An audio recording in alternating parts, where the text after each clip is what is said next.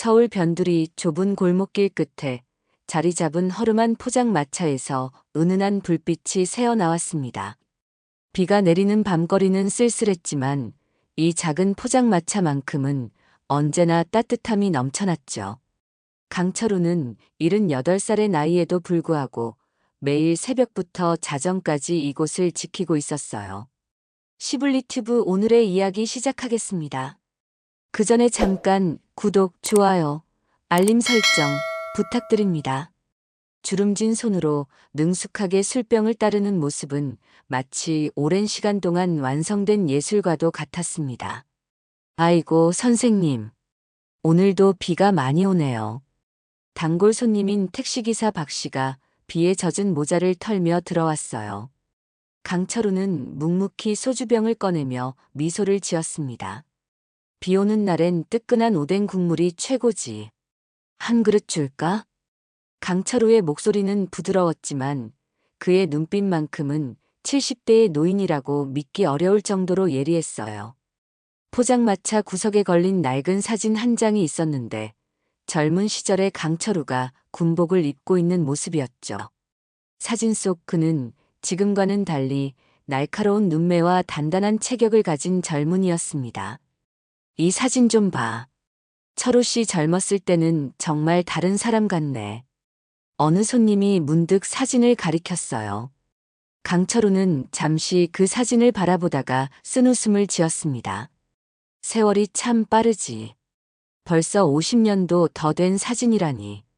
포장마차 안은 소소한 이야기와 웃음소리로 가득 찼어요. 하지만 강철우의 마음속에는 누구에게도 말하지 못한 비밀이 깊이 묻혀 있었습니다. 때때로 그는 손님들이 모두 돌아간 후 홀로 남아 과거의 기억 속으로 빠져들곤 했죠. 밤이 깊어갈수록 손님들은 하나둘 자리를 떴습니다. 자정이 가까워올 무렵 강철우는 이제 문을 닫을 준비를 하고 있었어요. 그때 포장마차 입구에 검은 우산을 든 남자의 실루엣이 나타났습니다. 아직 영업 중이신가요? 50대 초반으로 보이는 남자가 조심스럽게 물었어요. 강철우는 잠시 망설이다가 마지막 손님으로 받아들일게요라고 말했습니다. 남자는 포장마차 안으로 들어와 구석진 자리에 앉았어요. 비에 젖은 코트를 벗으며 소주 한 병을 주문했죠. 강철우는 무심코 소주를 따르다가 문득 손님의 모습을 유심히 살폈습니다. 남자의 말투와 행동에서 뭔가 어색함이 느껴졌어요. 특히 젓가락을 쥐는 방식이 달랐죠. 강철우의 가슴이 미세하게 떨렸습니다. 오랜 세월 동안 숨겨왔던 직감이 되살아나는 순간이었어요. 남자는 조용히 술을 마시며 가끔씩 강철우를 흘기 쳐다봤습니다. 그렇게 1시간 정도가 흘렀을까요? 남자는 지갑을 꺼내 계산을 하려 했어요. 얼마죠? 남자가 물었습니다. 강철우가 금액을 말하자 남자는 지폐를 내밀며 조용히 덧붙였어요. 은빛 늑대. 오랜만입니다. 그 순간 강철우의 몸이 굳어버렸습니다. 그 코드네임을 아는 사람은 이 세상에 얼마 남지 않았죠. 강철우는 숨이 멎는 듯한 긴장감 속에서 남자의 얼굴을 다시 한번 자세히 살폈어요. 그러자 흐릿한 기억 한 조각이 떠올랐습니다. 자네, 혹시... 강철우의 목소리가 떨렸어요. 남자는 조용히 고개를 끄덕였습니다. 네, 저 김민재입니다. 선생님이 40년 전에 북에서 구해주신 그 소년이죠. 포장마차 안의 공기가 순식간에 무거워졌습니다. 강철우는 마지막 손님인 김민재를 바라보며 가슴 깊은 곳에서 올라오는 감정을 누르려 애썼어요. 40년 전 북한에서 필사적으로 구해냈던 15살. 소년이 이제는 50이 넘은 중년 남성이 되어 그의 앞에 앉아 있었습니다. 이런 모습으로 다시 뵙게 될 줄은 몰랐습니다. 김민재가 조용히 말했어요. 그의 목소리에는 존경과 긴장감이 뒤섞여 있었죠. 강철우는 포장마차 문을 닫고 불을 어둡게 조절했습니다. 자네가 살아있다는 소식은 들었지만 이렇게 직접 찾아올 줄은 몰랐네. 국정원에 있다고 들었는데 맞나? 김민재는 고개를 끄덕이며 주변을 살폈어요. 현재 대북정보부서 책임자로 일하고 있습니다. 선생님 덕분에 새 삶을 살게 됐으니까요. 그래서 이렇게 늦은 밤에 날 찾아온 이유가 뭔가? 강철우가 날카롭게 물었습니다. 김민재는 잠시 망설이다 낮은 목소리로 말했어요. 선생님에게 위험한 소식을 전하러 왔습니다. 북에서 선생님을 제거하기 위한 공작조가 내려왔어요. 강철우의 눈이 가늘어졌습니다. 그는 너무 놀라 심장이 쿵쾅거렸지만 표정은 담담하게 유지했어요. 내가 은퇴한 지 30년이 넘었는데 아직도 날 기억하는 사람이 있다고. 은빛 늑대는 북에서 여전히 전설입니다. 특히 선생님이 데리고 나온 고위층 자제들과 주요 기밀 때문에. 김민재가 설명했죠. 게다가 이번 공작은 보통 때와 달라요. 특별히 훈련된 요원들이 투입됐습니다. 강철우는 피곤한 듯 눈을 비볐습니다. 그의 주름진 손끝이 미세하게 떨렸어요. 난 이제 늙은이야. 더 이상 싸울 생각도 없고 싸울 힘도 없어. 이미 우리 팀이 선생님 주변에 보호 요원을 배치했습니다. 안전한 장소로 모시겠습니다. 김민재가 진지하게 말했어요. 그러자 강철우의 얼굴에 화색이 돌았습니다. 내일에 국가기관이 끼어들게 할 순 없네. 내 방식대로 살아온 사람이야. 자네가 걱정해준 마음만으로도 고맙네. 김민재는 안타까운 표정으로 강철우를 바라봤어요. 하지만 선생님, 이번엔 정말 위험합니다. 제가 입수한 정보에 따르면 그들은 이미 선생님의 일상을 파악하고 있어요. 그렇다면 난 준비를 해야겠군. 강철우가 문득 단호한 목소리로 말했습니다. 그의 눈빛이 변했어요. 순간적으로 78살 노인이 아닌 과거의 전설적인 요원 은빛 늑대의 눈빛이 되살아났죠. 김민재는 강철우의 변화를 보며 입을 다물었습니다. 그는 주머니에서 작은 휴대폰을 꺼내 건넸어요. 비상시에 이걸 사용하세요. 이 번호로만 연락하시면 됩니다. 강철우는 휴대폰을 받아들며 쓴웃음을 지었죠. 평생 숨어 살다가 이제 와서 이런 일을 당하다니. 인생이란 참 아이러니하군. 김민재는 자리에서 일어났습니다. 조심하세요, 선생님. 저희가 멀리서 지켜볼 테니 너무 걱정하지 마세요. 강철우는 고개를 끄덕이며 김민재를 배웅했어요. 포장마차 문이 닫히자 강철우는 깊은 한숨을 내쉬었습니다. 그는 벽에 걸린 낡은 사진을 바라보며 중얼거렸죠. 은빛 늑대라. 그 이름을 들은 지 너무 오래됐군. 김민재의 방문 이후 3일이 지났습니다. 강철우는 평소와 다름없이 포장마차를 열었지만 그의 행동 하나하나에는 경계심이 묻어났어요. 손님들에게 술을 따르면서도 그의 시선은 끊임없이 주변을 살폈고 문이 열릴 때마다 순간적으로 몸이 굳어지곤 했습니다. 아저씨, 요즘 좀 피곤해 보이세요. 단골 대학생이 걱정스럽게 물었어요. 강철우는 억지 미소를 지으며 대답했죠. 나이 들면 잠도 줄어드나 봐. 걱정 말게. 하지만 그의 내면은 결코 평온하지 않았습니다. 밤마다 오랫동안 잊고 있던 꿈들이 되살아났어요. 북한에서의 임무, 목숨을 건 탈출, 그리고 놓쳐버린 사람들. 특히 한 어린 소녀의 얼굴이 자꾸만 꿈에 나타났습니다. 그날 저녁 강철우는 포장마차 문을 일찍 닫았어요. 집으로 돌아가는 길에 문득 뒤를 돌아보니 검은 승용차 한 대가 멀찍이 따라오고 있었습니다. 강철우는 너무 놀라 발걸음을 멈췄죠. 순간적으로 몸에 전율이 느껴졌어요. 오랜 세월 동안 잊고 있던 본능이 되살아났습니다. 이미 시작된 건가? 강철우는 마음속으로 중얼거렸죠. 그는 갑자기 방향을 바꿔 좁은 골목길로 걸어 들어갔습니다. 승용차가 더 이상 따라올 수 없는 곳이었어요. 골목을 빠져나와 한참을 걷다가 다시 뒤를 돌아봤을 때 이번에는 검은 점퍼를 입은 남자가 그를 주시하고 있었습니다. 강철우의 심장이 빠르게 뛰기 시작했어요. 그는 무작정 걸음을 빨리 했고 지하철역으로 향했습니다. 사람들 사이에 섞여 자신을 따라오는 사람을 따돌리려는 본능적인 행동이었죠. 지하철에 올라탄 후에야 강철우는 깊은 숨을 내쉬었어요. 아직 늙지 않았군. 그는 스스로에게 중얼거렸습니다. 나이든 몸이지만 과거 특수 요원으로서의 감각은 여전히 살아있었어요. 집에 도착한 강철우는 오래된 장롱 깊숙한 곳에서 상자 하나를 꺼냈습니다. 먼지가 쌓인 그 상자 안에는 과거의 흔적들이 고스란히 담겨 있었어요. 여권 몇 개, 다른 이름으로 된 신분증들, 그리고 낡은 흑백 사진 한 장이 있었죠. 사진 속에는 10살쯤 되어 보이는 소녀가 있었습니다. 해맑게 웃고 있지만 그 눈빛에는 어딘가 슬픔이 담겨 있었어요. 강철우는 사진을 오랫동안 바라보며 깊은 한숨을 내쉬었습니다. 수연아, 내가 살아있다면 몇 살이 되었을까?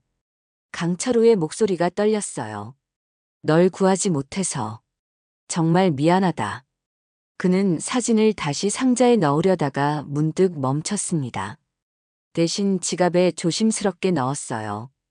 그리고 상자 안을 다시 살펴보니 오래된 비상용 현금과 여러 연락처가 적힌 노트가 있었습니다.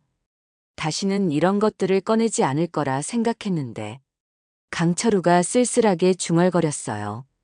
창밖을 바라보니 어둠 속에서 가로등 불빛만이 외롭게 빛나고 있었습니다. 강철우는 창문을 단단히 잠그고 커튼을 쳤어요. 오늘부터 그의 삶은 다시 한번 크게 바뀌게 될 것이라는 예감이 들었습니다. 그날 밤 강철우는 오랜만에 과거의 훈련을 떠올리며 경계 상태로 잠들었어요. 문득 자정이 가까워질 무렵 그는 현관문 쪽에서 들려오는 미세한 소리에 눈을 번쩍 떴습니다. 강철우는 침대에서 일어나 소리 없이 현관으로 다가갔습니다. 오랜 세월이 흘러 주름진 손이었지만 몸의 근육은 여전히 위험에 민감하게 반응했습니다. 문 앞에서 미세한 소리가 다시 들려왔죠. 누구십니까? 강철우가 단호한 목소리로 물었어요. 잠시 침묵이 흐르다가 익숙한 목소리가 들려왔습니다. 저예요, 민재입니다. 강철우는 한숨을 내쉬며 문을 열었어요. 김민재는 긴장한 표정으로 서 있었죠. 선생님, 무슨 일 있으셨나요? 갑자기 연락이 안 돼서 걱정했습니다.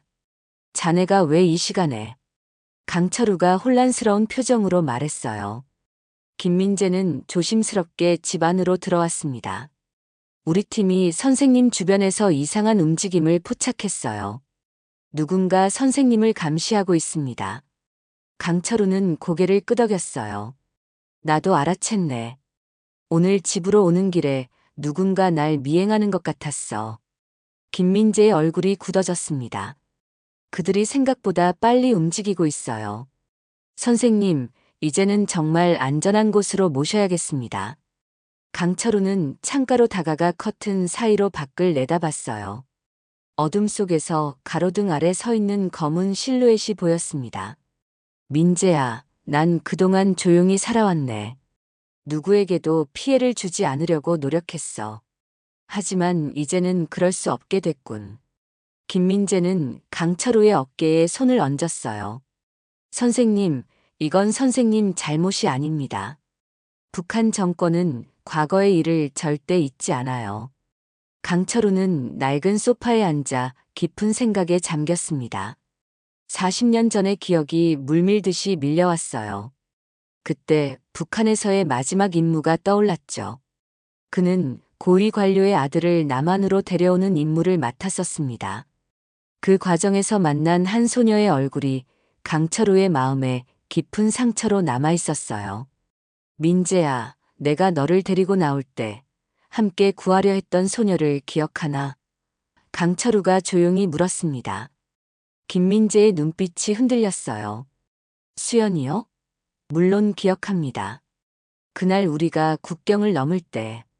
그래, 한수연. 강철우의 목소리가 떨렸습니다. 그 아이를 구하지 못한 것이 내 인생 최대의 실패였네. 늘 마음에 걸렸어.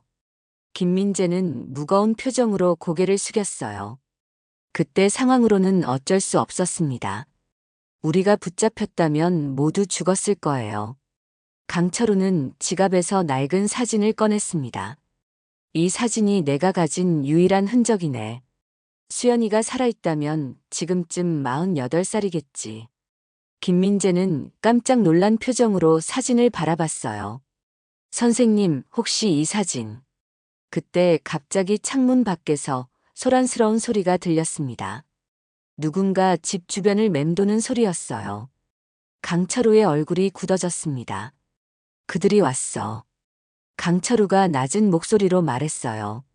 순간적인 반사 행동으로 강철우는 불을 끄고 김민재의 팔을 잡아 부엌 쪽으로 이끌었습니다. 뒷문으로 나가자. 지금 당장. 선생님, 저희 요원들이 주변에 있습니다. 연락만 하면. 김민재가 서둘러 말했어요. 시간이 없어. 그들이 이미 집을 포위했을 거야.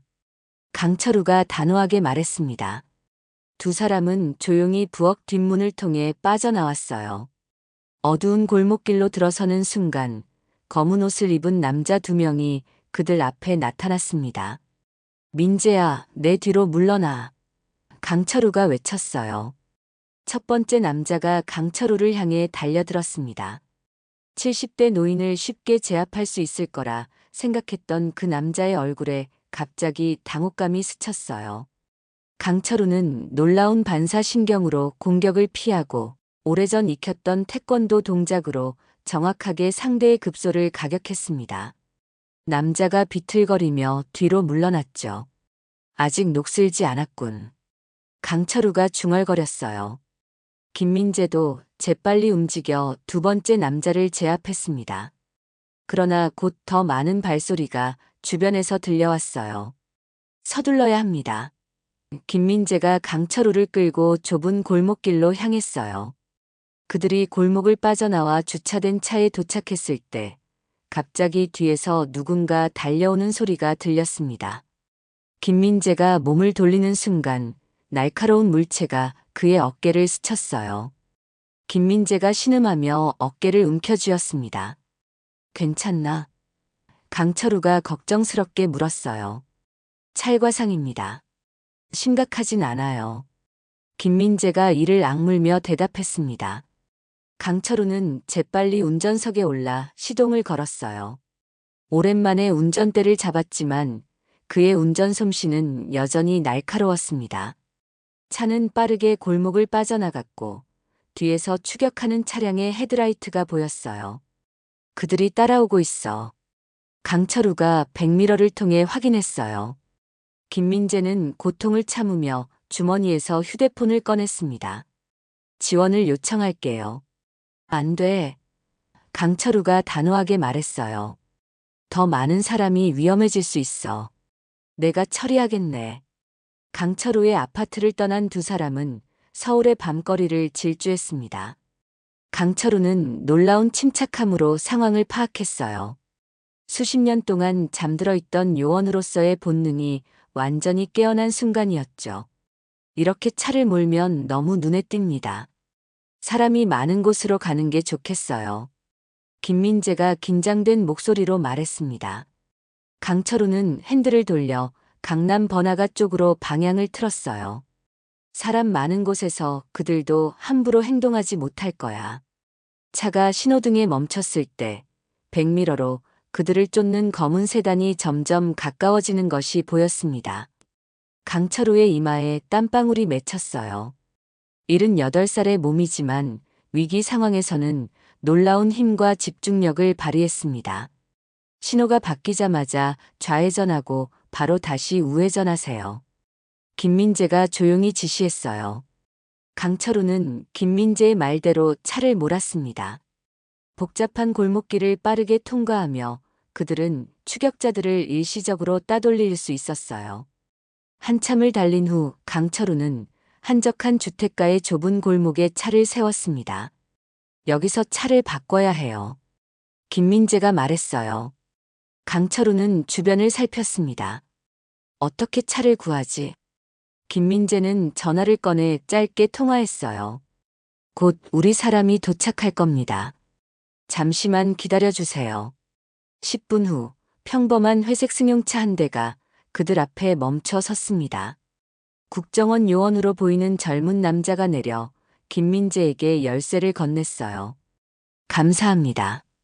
김민재가 말했죠. 우리를 따라오던 차량 정보는 확보했나요? 네, 이미 추적 중입니다. 하지만 그들도 만만치 않아 보입니다. 요원이 대답했어요. 강철우와 김민재는 새 차로 갈아탔습니다. 이번에는 김민재가 운전대를 잡았어요. 강철우의 다리가 여전히 미세하게 떨리고 있었기 때문이죠. 어디로 가실 생각이십니까? 김민재가 물었어요. 강철우의 눈빛이 단단해졌습니다.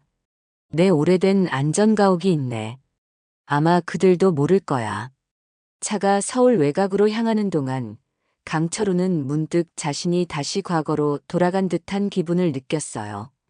78살의 노인이 아닌 한때 북한을 떨게 했던 전설적인 요원 은빛 늑대로 돌아간 기분이었습니다. 민재야, 내가 포장마차를 시작한 건 그저 평범하게 살고 싶어서였네. 하지만 이제 보니 과거는 결코 날 놓아주지 않는군. 강철우가 쓸쓸하게 말했어요. 김민재는 강철우를 존경스러운 눈빛으로 바라봤습니다. 선생님이 아니었다면 저는 지금 이 자리에 없었을 거예요.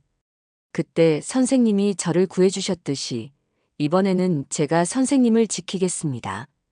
강철우는 고개를 끄덕였어요. 고맙네. 하지만 이번 일은 간단하지 않을 것 같아. 그들이 이렇게까지 집요하게 날 쫓는 데는 분명 이유가 있을 거야. 무슨 말씀이신지. 김민재가 물었어요. 강철우는 창밖을 바라보며 깊은 생각에 잠겼습니다. 40년 전에 그 임무에서 내가 가져온 것 중에 그들이 아직도 찾고 있는 것이 있을지도 모르지. 김민재는 놀란 표정으로 강철우를 바라봤어요. 혹시 그때 가져오신 기밀 문서 말씀이신가요? 아니, 그보다 더 중요한 것일 수도 있어. 강철우가 중얼거렸죠. 수연이. 그 아이의 삼촌은 북한 최고 위층의 신복이었어. 그가 아직도 권력을 가지고 있다면. 두 사람의 대화는 산속 깊은 곳에 위치한 작은 오두막에 도착하면서 중단되었습니다. 주변은 완전히 어둠에 잠겨 있었고 오두막은 나무들 사이에 숨겨져 있어 멀리서는 거의 보이지 않았어요. 여기가 그 안전가옥인가요? 김민재가 물었습니다. 강철우는 고개를 끄덕였어요. 20년 넘게 아무도 오지 않은 곳이네. 당분간 여기서 지내면서 다음 계획을 세워야겠어. 서울 북쪽 교외의 숲속에 위치한 작은 오두막은 외부에서 보면 그저 평범한 산장처럼 보였습니다. 강철우는 차를 숲속 깊숙한 곳에 숨기고 김민재를 부축해 집 안으로 들어갔어요. 문을 여는 순간 먼지 냄새가 코를 찔렀습니다. 20년 넘게 아무도 오지 않은 곳이네. 강철우가 불을 켜며 말했어요. 김민재는 놀란 표정으로 주변을 둘러봤습니다. 정말 아무도 이곳의 존재를 모르나요? 내가 국정원의 전신인 안기부에 있을 때 만든 안전가옥이야. 공식 기록에도 남아있지 않지. 강철우가 설명했어요. 집 안은 놀랍도록 잘 정돈되어 있었습니다. 오래된 가구들이지만 모두 사용 가능한 상태였고 벽에는 여러 훈장과 사진들이 걸려 있었어요. 강철우는 응급처치 상자를 찾아 김민재의 어깨 부상을 살폈습니다. 다행히 깊지 않군. 소독만 해도 될 것 같아. 강철우가 숙련된 손길로 상처를 소독하고 붕대를 감아주었어요. 김민재는 고통을 참으며 물었습니다. 선생님, 왜 북한에서는 아직도 선생님을 그렇게 집요하게 쫓는 건가요? 강철우는 깊은 한숨을 내쉬었어요. 그는 벽장에서 오래된 금속 상자를 꺼내 탁자 위에 올려놓았습니다. 상자 안에는 여러 문서와 사진들이 가지런히 정리되어 있었죠. 내가 마지막으로 북한에 들어갔을 때의 임무 기록이네. 강철우가 조용히 말했어요. 자네를 구출한 그 임무 말이야. 김민재는 숨죽여 문서들을 바라봤습니다. 거기에는 40년 전 북한 고위 간부의 아들을 구출하는 작전 계획이 상세히 기록되어 있었어요. 그 아들이 바로 김민재였죠. 하지만 원래 계획은 2명을 데려오는 것이었네. 강철우가 마지막 페이지를 넘겼어요. 거기에는 한 소녀의 사진이 클립으로 고정되어 있었습니다. 한수연. 당시 북한 최고 위층 간부의 조카였지. 김민재의 표정이 복잡해졌어요. 그 아이는 우리가 국경을 넘을 때 북한군에게 발각됐지. 너를 데리고 도망치는 과정에서 수연이를 놓치고 말았어. 강철우의 목소리가 떨렸습니다. 내 인생 최대의 실패였네. 강철우는 천천히 일어나 창가로 걸어갔어요. 어둠 속에서 그의 주름진 얼굴은 깊은 슬픔을 담고 있었습니다. 북한은 내가 빼돌린 기밀 문서 때문에 날 쫓는 게 아닐세. 수연이 때문일 거야. 강철우가 쓸쓸하게 말했어요. 김민재는 혼란스러운 표정으로 물었습니다. 수연이가 어떻게 됐길래? 그 아이의 삼촌은 북한에서 가장 강력한 정보부 책임자였어.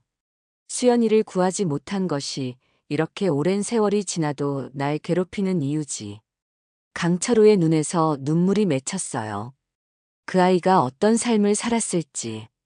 생각만 해도 가슴이 미어지네. 갑자기 밖에서 나뭇가지가 부러지는 소리가 들렸습니다. 강철우와 김민재는 동시에 몸을 굳혔어요. 강철우는 재빨리 불을 끄고 창문으로 다가갔습니다. 누군가 왔어. 강철우가 속삭였어요. 김민재는 상처를 누르며 일어났습니다. 벌써 우리를 찾은 건가요? 강철우는 헛간 쪽을 가리켰어요. 저쪽에 비상 탈출로가 있어. 자네는 그걸 이용해 도망쳐. 김민재는 단호하게 고개를 저었습니다. 함께 가야 합니다, 선생님. 내가 그들을 지연시키마. 자네는 국정원에 연락해서 지원을 요청해. 강철우가 단호하게 말했어요. 김민재는 마지못해 고개를 끄덕였습니다. 조심하세요, 선생님. 곧 도움을 가져오겠습니다. 김민재가 뒷문으로 빠져나간 후 강철우는 깊은 숨을 들이마셨어요. 그는 천천히 현관문 쪽으로 다가갔습니다. 문 앞에서 인기척이 느껴졌어요. 문을 열어주세요, 강철우 씨. 여자의 목소리가 들려왔습니다. 강철우는 너무 놀라 굳어버렸어요. 그 목소리는 차갑고 단호했지만 어딘가 익숙한 느낌이 있었습니다. 누구십니까? 강철우가 문 너머로 물었어요. 오랜 인연이죠, 강철우 씨. 혹은 은빛 늑대라고 불러야 할까요? 여자의 목소리가 대답했어요. 강철우는 깊은 숨을 들이마신 후 천천히 현관문으로 다가갔습니다. 그의 심장은 빠르게 뛰고 있었지만 표정만큼은 평온을 유지하려 애썼어요. 누구신지 말씀해 주시겠습니까? 강철우가 다시 한번 물었어요. 문을 열어주시면 알게 될 텐데요. 여자의 목소리가 대답했습니다. 강철우는 잠시 망설이다 문을 열었어요. 그 앞에는 미소를 짓고 있는 48살쯤 된 여성이 서 있었습니다. 그녀의 뒤로는 여러 명의 사람들이 보였어요. 그들은 모두 정장 차림이었지만 그 눈빛에서 특수훈련을 받은 사람들의 예리함이 느껴졌습니다. 누구시죠? 강철우가 경계하는 표정으로 물었어요. 여성은 한 걸음 앞으로 다가왔습니다. 정말 저를 기억하지 못하시나요? 아저씨. 그 순간 강철우의 눈이 커졌어요. 비록 40년이라는 세월이 흘렀지만 그 눈빛만큼은 변하지 않았습니다. 그의 손이 떨리기 시작했죠. 수연이?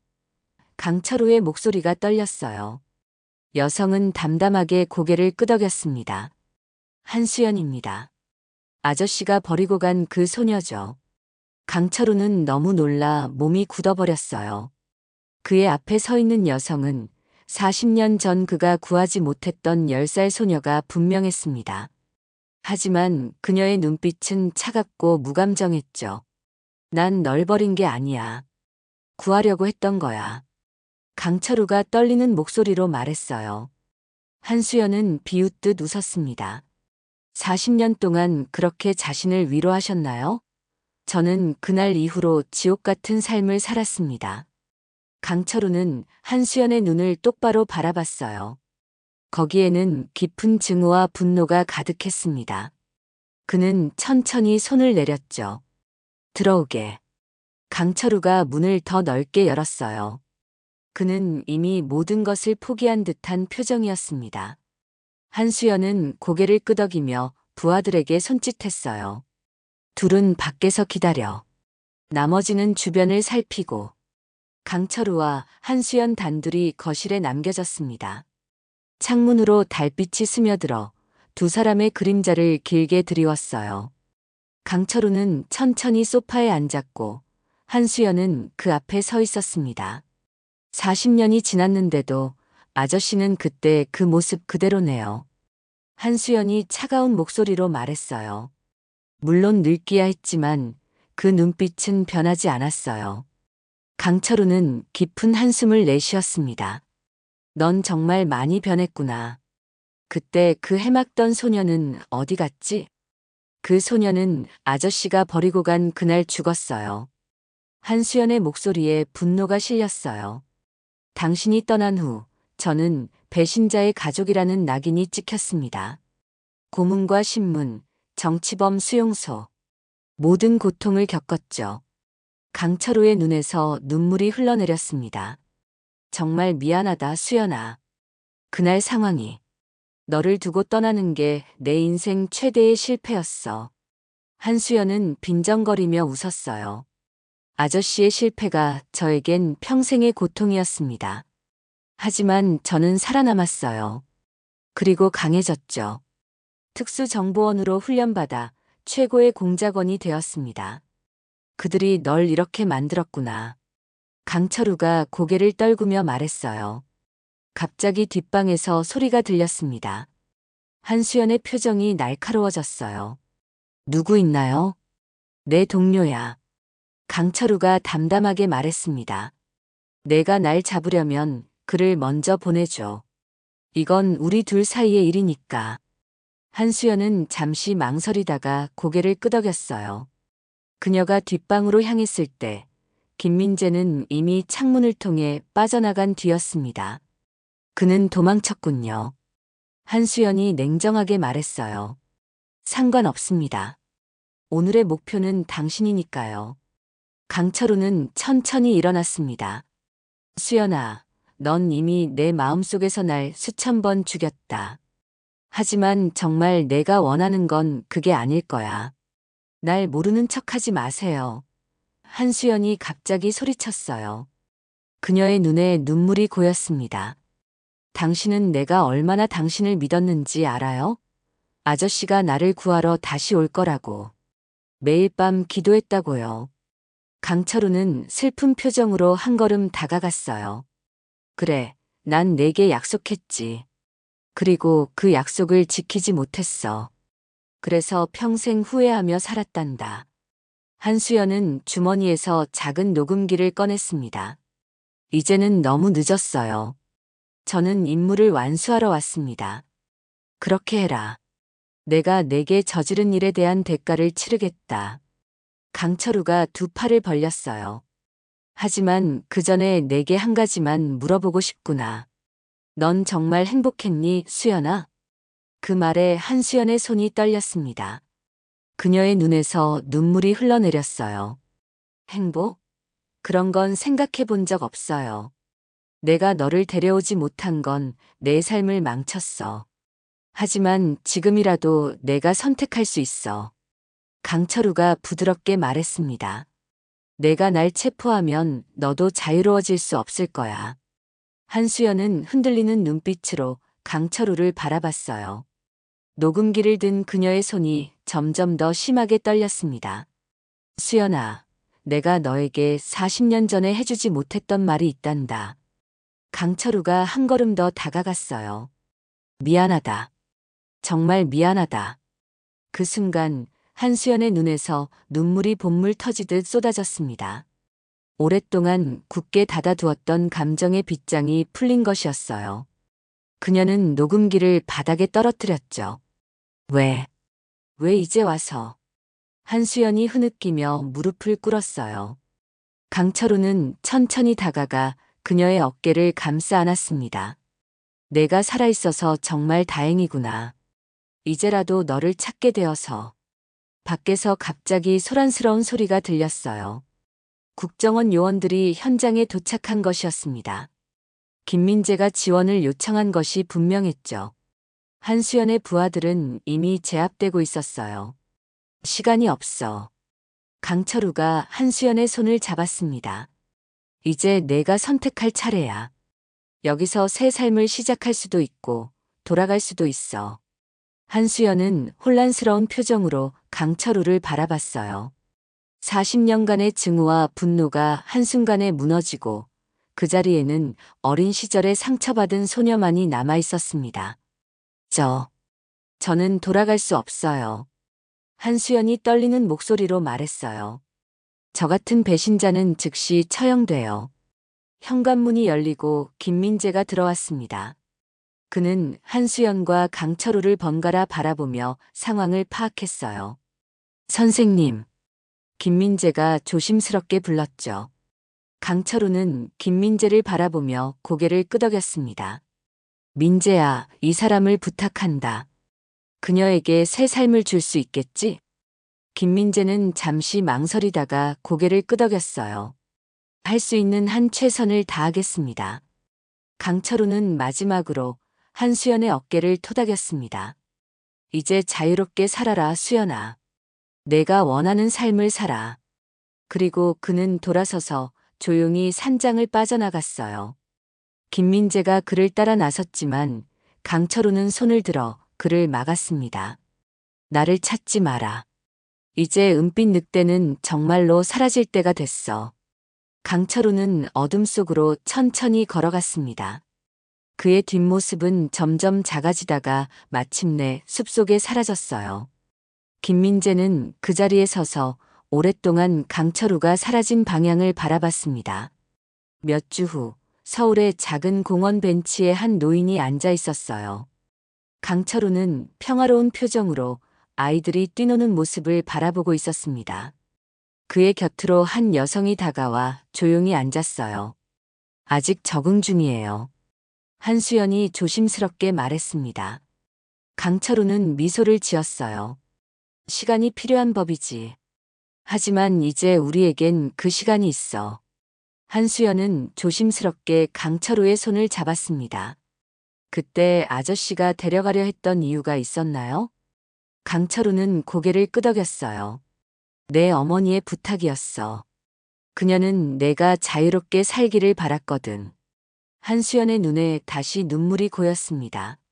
어머니, 돌아가신 지 오래됐어요. 하지만 너의 새 삶은 이제 시작이란다. 강철우가 따뜻한 목소리로 말했어요. 두 사람은 말없이 나란히 앉아 따스한 봄 햇살을 맞았습니다. 40년의 세월과 깊은 상처를 넘어 마침내 그들은 평화를 찾은 것 같았어요. 강철우의 얼굴에는 오랜만에 진정한 미소가 피어났습니다. 한수연도 어린 시절의 순수한 미소를 되찾은 듯 했고요. 어딘가에서 은은한 음악이 흘러나왔습니다. 새로운 시작을 알리는 멜로디처럼 들렸어요. 강철우와 한수연은 함께 일어나 공원을 걸었습니다. 과거의 그림자는 이제 그들 뒤로 희미해지고 있었어요. 오늘 사연 어떠셨나요? 오늘 사연 듣고 생각나는 댓글이 있으시다면 부탁드립니다. 여러분의 댓글은 더 좋은 사연으로 찾아올 수 있는 시블리의 원동력입니다. 오늘 사연이 좋았다면 구독, 좋아요, 알림 설정 부탁드리며 영상 끝까지 시청해주셔서 너무 감사드립니다. 더 좋은 영상으로 다시 찾아뵙는 시블리튜브가 되겠습니다. 늘 건강 조심하시고 알차고 즐거운 하루 되세요. 시블리튜브였습니다. 고맙습니다. 그리고 늘 사랑합니다.